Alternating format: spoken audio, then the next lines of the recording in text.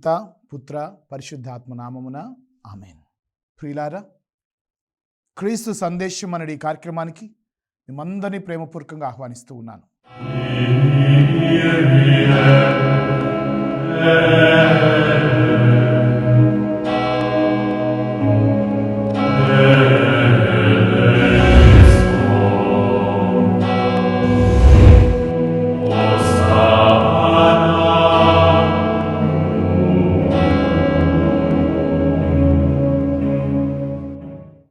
మమ్ము సదా కాచి కాపాడుతున్న మా తండ్రి, క్షమించే దేవుడవు నీవు.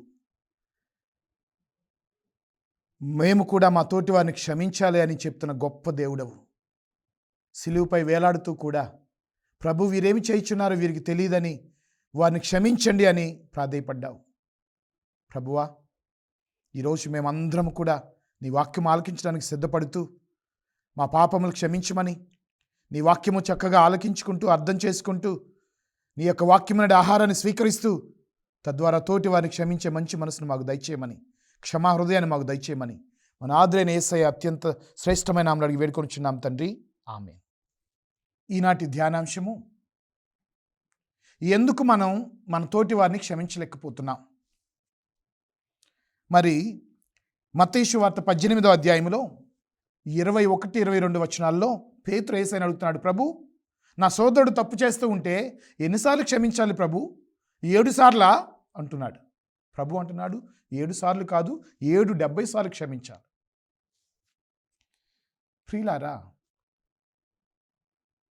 మరి తోటి వారిని క్షమించాలి అని ఈనాటి మనం ధ్యానం చేసుకోబోయే ముందు, దేవుడు ఎన్నోసార్లు మనం క్షమిస్తున్నాడు.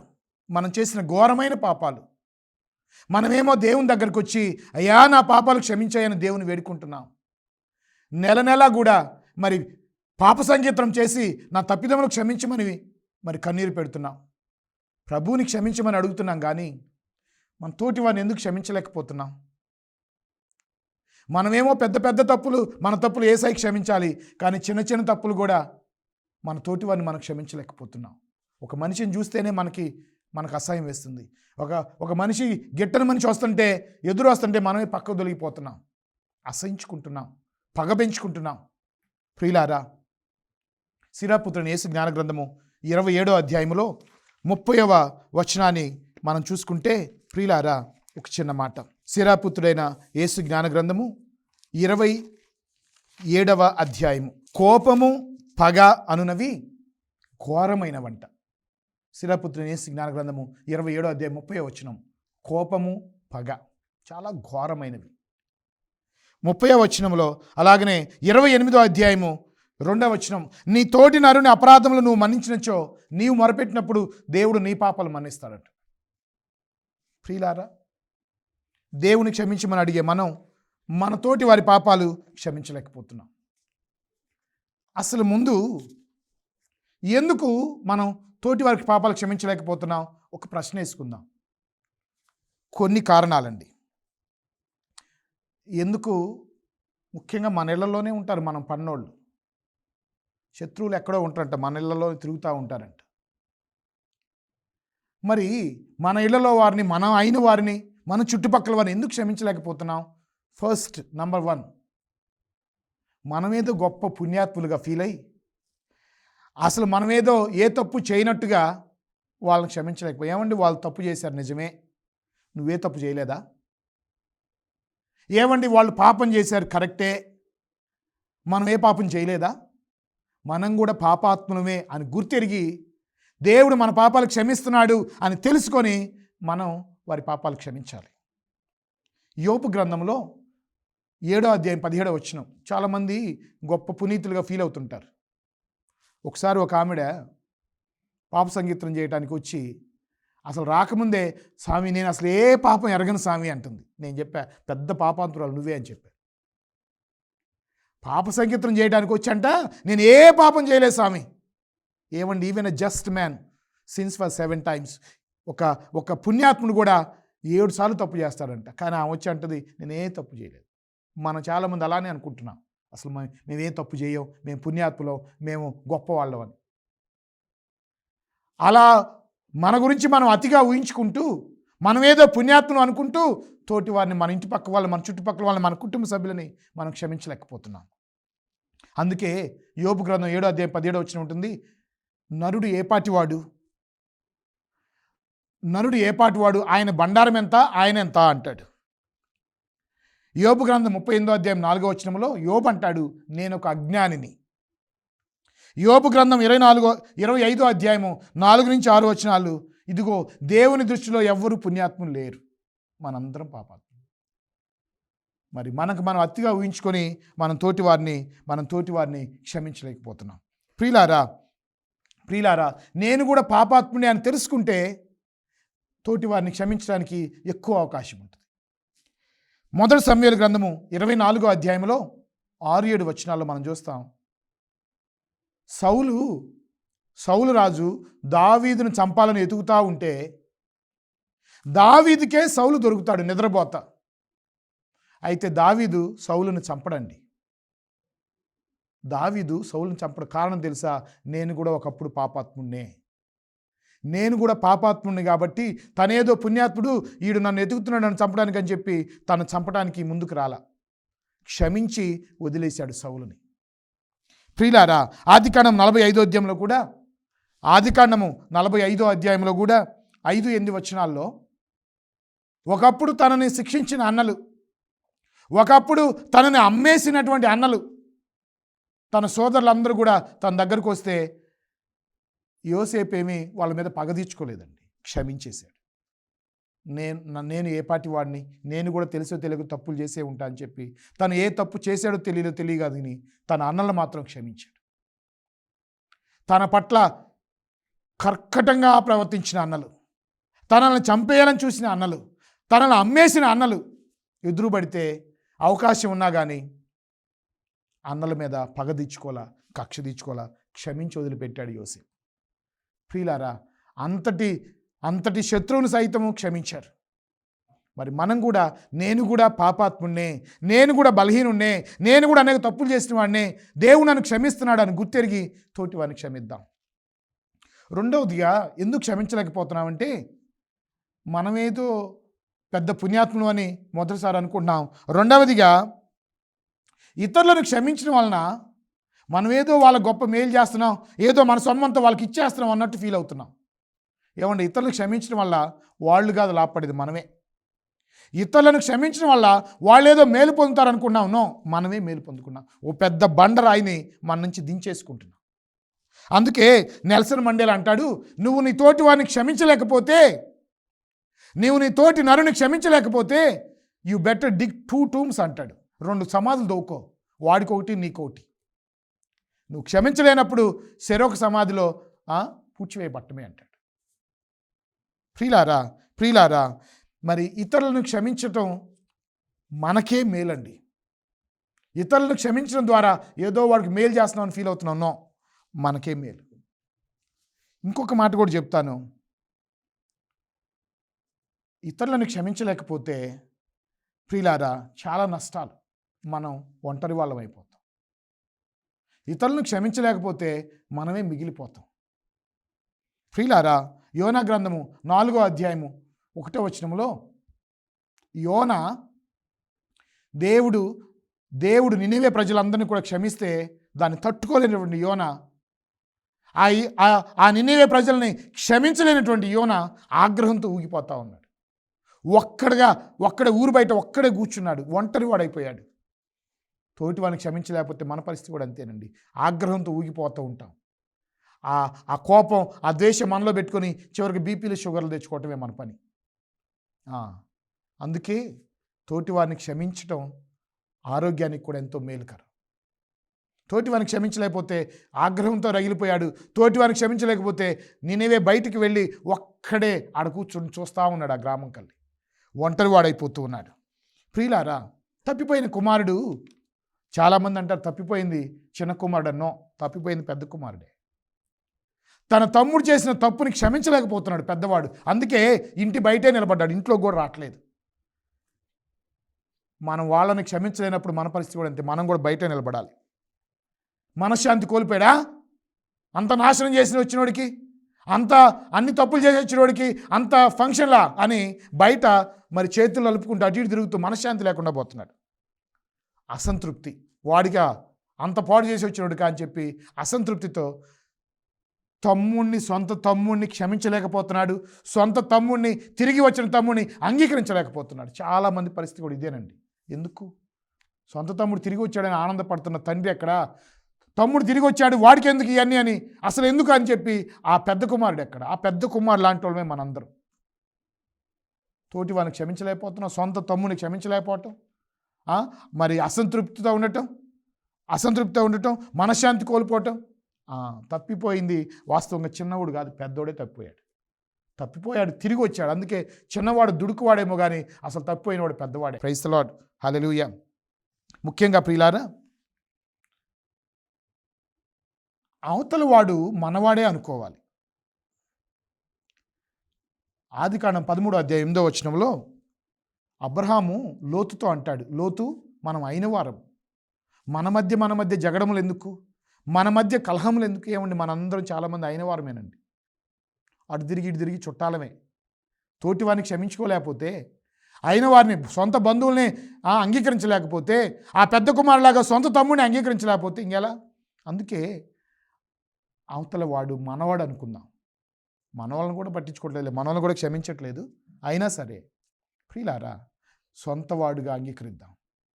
ఇవన్నీ కారణాలు. ఒకరిని క్షమించలేకపోతున్నామంటే మొదటగా మనం ఏదో పెద్ద పుణ్యాత్వం అనుకుంటున్నాం. ఒకరిని క్షమించలేకపోతున్నామంటే ఏదో వాడికి పెద్ద మేలు చేస్తున్నాం అనుకుంటున్నాం.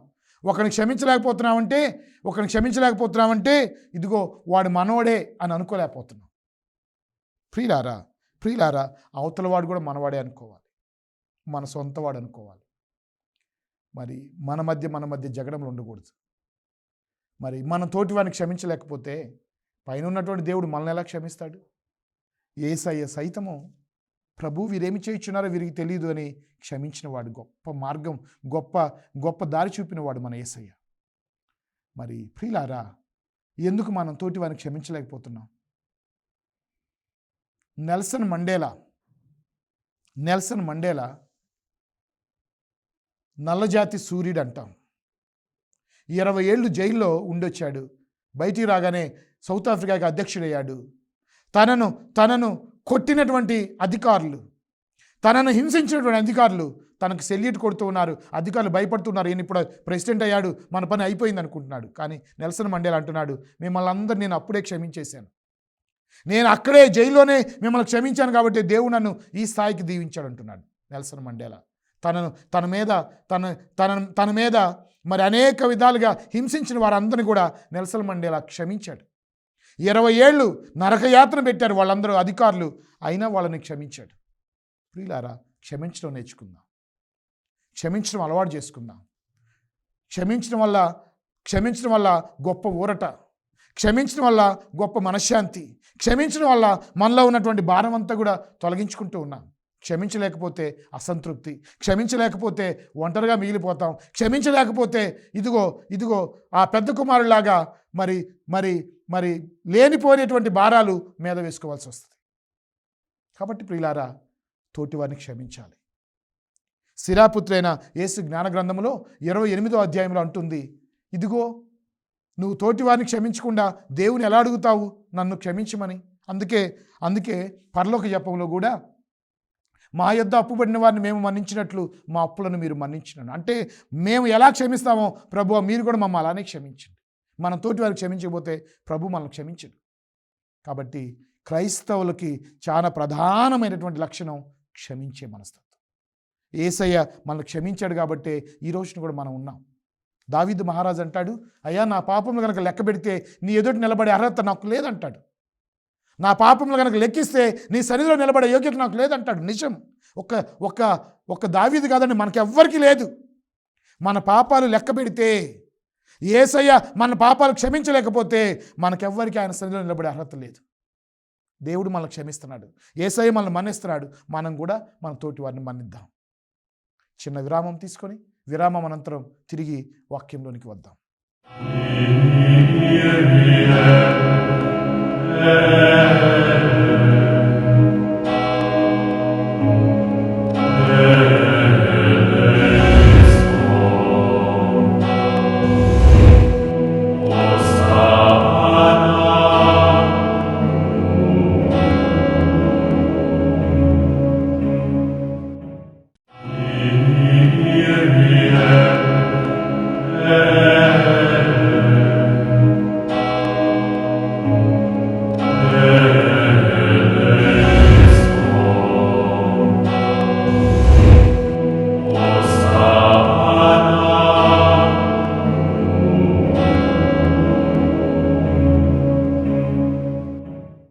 అనంతరం తిరిగి మిమ్మందరినీ క్రీస్తు సందేశం ఈ కార్యక్రమంలోనికి ఆహ్వానిస్తూ ఉన్నాను.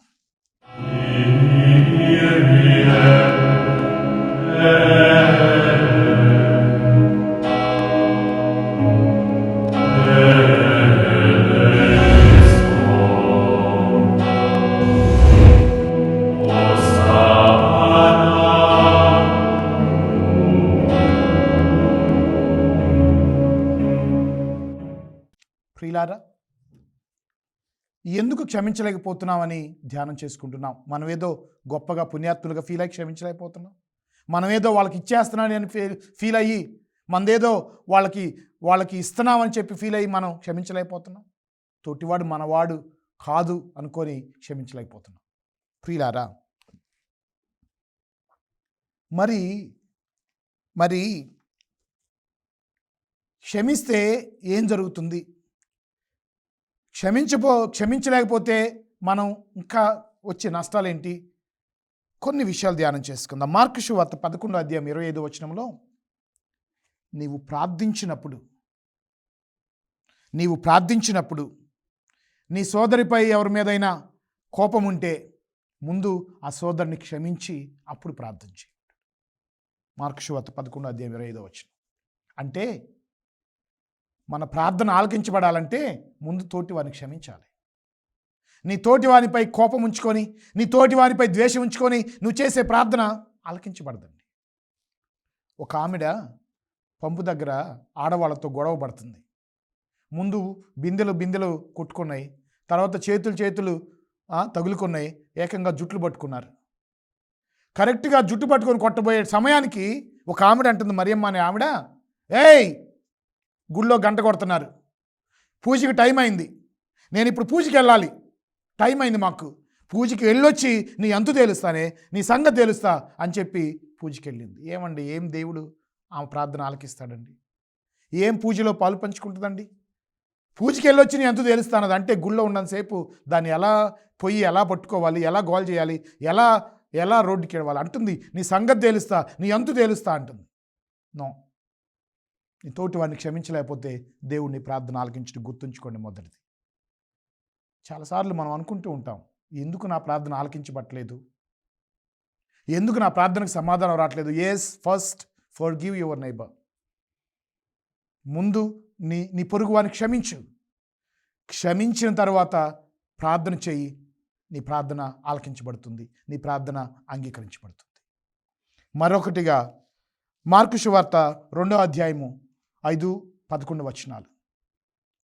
ఒక పక్షవాత రోగితో యేసయ్య అంటున్నాడు.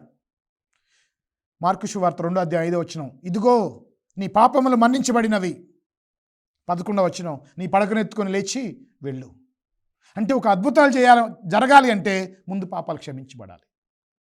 నీ తోటివాడిని నువ్వు క్షమిస్తే నీ జీవితంలో అద్భుతాలు, నీ తోటివాడిని నువ్వు మన్నిస్తే నీ జీవితాల్లో అద్భుతాలు. ప్రియులారా, తోటివాడిని మన్నించలేకుండా, తోటివాడిని అంగీకరించకుండా అద్భుత కార్యాలు జరగాలంటే జరగవండి. అలాగనే మత్తయి సువార్త 18:35 వాక్యం అంటుంది, నీవు నీ తోటి నరుని మన్నిస్తేనే దేవుడు కూడా నీ పాపాలు మన్నిస్తాడు. 3 కార్యాలండి. నంబర్ 1, మార్కు సువార్త 11:25 నీ ప్రార్థన ఆలకించబడాలంటే తోటివాడిని క్షమించు. నంబర్ 2, మార్కు సువార్త 2:5, 11 నీ జీవితంలో అద్భుత కార్యాలు జరగాలంటే నీ తోటివాడిని క్షమించు. నంబర్ 3, మత్తయి సువార్త 18:35 నీ పాపాలు మన్నించబడాలంటే ముందు నీ తోటివాడిని క్షమించు. 3 విషయాలండి. మన ప్రార్థన ఆలకించబడాలన్నా, మన జీవితంలో అద్భుత కార్యాలు జరగాలన్నా, మన పాపాలు యేసయ్య క్షమించాలన్నా ముందు మన తోటివారిని క్షమించాలి. తోటివారిని క్షమించకుండా, తోటివారిని మన్నించకుండా ఇదిగో మన ప్రార్థన ఆలకించబడదు, ఇదిగో మన జీవితాలు అద్భుత కార్యాలు జరగవు, ఇదిగో మన పాపాలు కూడా యేసయ్య క్షమించడు. 2 చిన్న ఉదాహరణలు చెబుతాను ప్రియులారా. మేము చిన్నప్పుడు దాదాపు 30 ఏళ్ల క్రితం ఉత్తాసు చేయటానికి గుళ్ళో ఎగబడుతూ ఉన్న రోజులు అవి. 5వ తరగతి 6వ తరగతి ఆ టైం. ఉత్తాసు చేయటానికి ఎగబడతా ఉండేవాళ్ళం. ఒకరోజు నాకంటే సీనియరు ఒత్తాసు చేస్తూ ఉన్నాడు. ఒత్తాసు చేస్తూ ఉంటే, పూజకి సహాయం చేస్తూ ఉంటే, మరి అర్పణ గీత సమయంలో అపద్రాక్ష రసాలు పీఠం మీదకు తీసుకొస్తున్న సమయంలో నా సీనియరు ఒక అతను ఒత్తాసు చేస్తున్నాడు. తీసుకొస్తున్న సమయంలో ఏదో చేయి జారి అపద్రాక్ష రసాలు కింద పడ్డాయండి. మొత్తం మడుగైపోయింది అపద్రాక్ష రసాలు. ద్రాక్ష రసం అంతా కూడా కింద పోయింది. ఫాదర్ వెంటనే ఫైర్ అయిపోయారు. Stupid fellow, get out, don't come again, మళ్ళీ రాకు అని చెప్పి ఒక్క గదుం గదివాడండి. అసలే వణికిపోతున్నాడు ఆ అబ్బాయి. ఆ దెబ్బతో ఆ అబ్బాయి ఎప్పుడు ఒత్తాసు చేయడానికి రాలా. ఆ దెబ్బతో ఆ అబ్బాయి ఎప్పుడు గుడికే రాలా. దేవునికి దూరం అయిపోయాడు ఆ అబ్బాయి.